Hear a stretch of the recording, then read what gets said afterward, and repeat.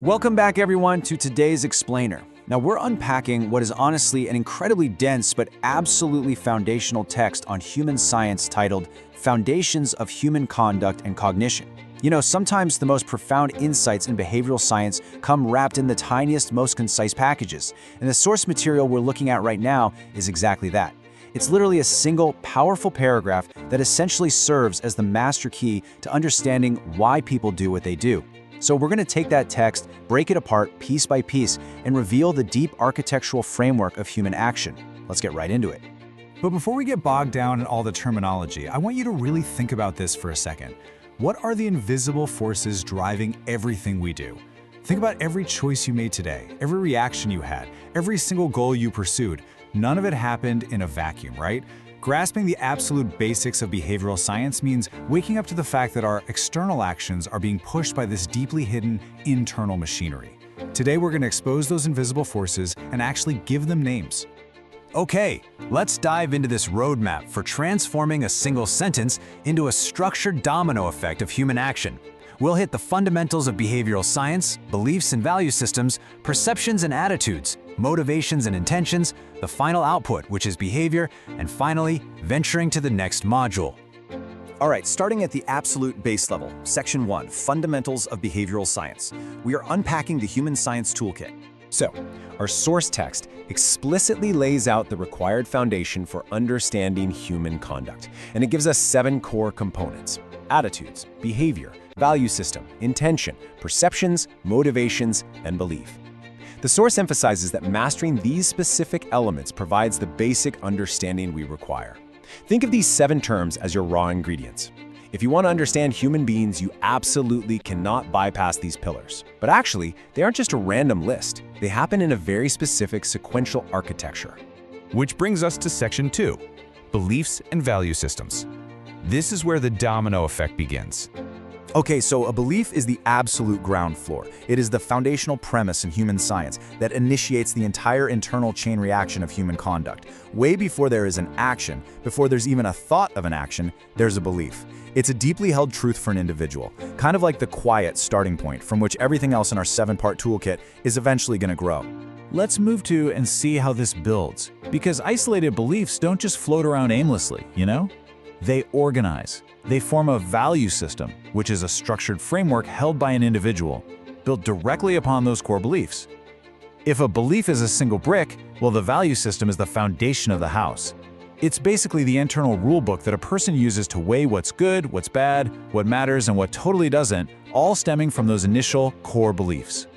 Moving right along to Section 3, Perceptions and Attitudes. This is all about filtering our world. So once a value system is in place, it becomes a lens. And this brings us to perceptions, defined here as how individuals interpret, filter, and view their environment. Think about it. You and I could look at the exact same event, but because we have entirely different foundational value systems, our perceptions of that event are going to be completely different.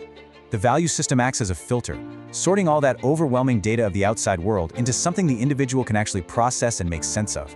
Now, what's really interesting about this concept is how those abstract perceptions start to solidify into something much more concrete, which are attitudes. An attitude is the internal stance or posture an individual takes, and it's actively formed by their perceptions. Once you've filtered the world through your perceptions, you take a position on it. You decide if you're for it, against it, indifferent to it, or super passionate about it. Your attitude is your psychological posture, rating you for what comes next. Let's just pause for a second and trace this internal chain reaction we've built up so far. Step 1, we have the value system, which grew from our core beliefs.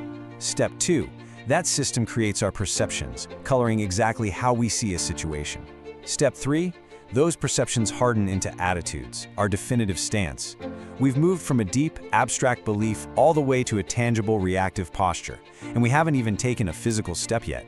Literally, everything so far is purely internal.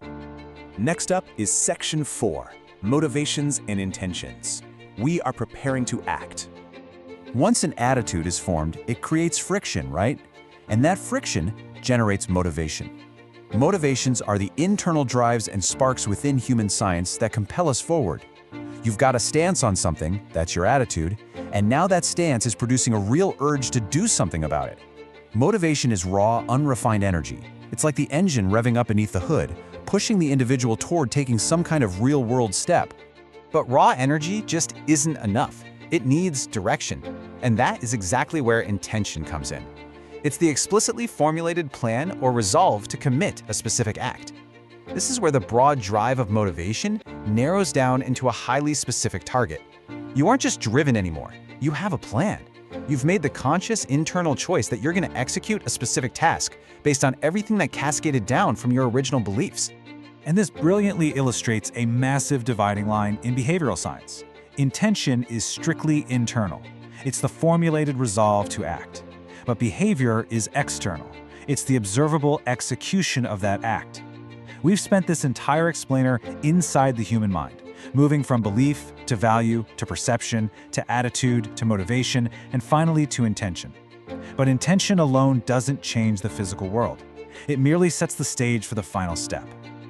Which brings us to Section 5, the final output, behavior. This is the external action. So, the crucial point is that behavior, defined as the final observable conduct and physical action of an individual, doesn't just happen spontaneously out of nowhere. It is the ultimate culmination of the 6 internal steps we just explored. When you see someone behave in a certain way, you're only seeing the very tip of the iceberg. You are witnessing the final physical manifestation of a long, invisible chain of beliefs, values, and intentions that preceded it. Let's put it all together.